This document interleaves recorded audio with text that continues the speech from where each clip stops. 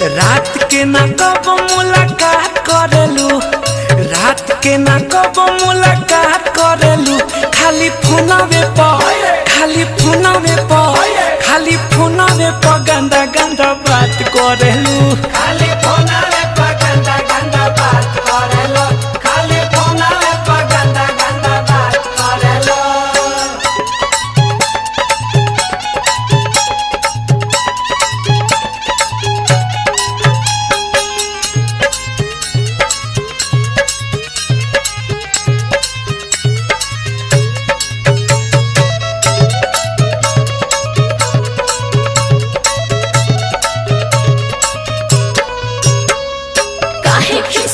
तुम्हारा बोला तारा झाड़ के प्यार करो बेजन ओढ़नी उतार के।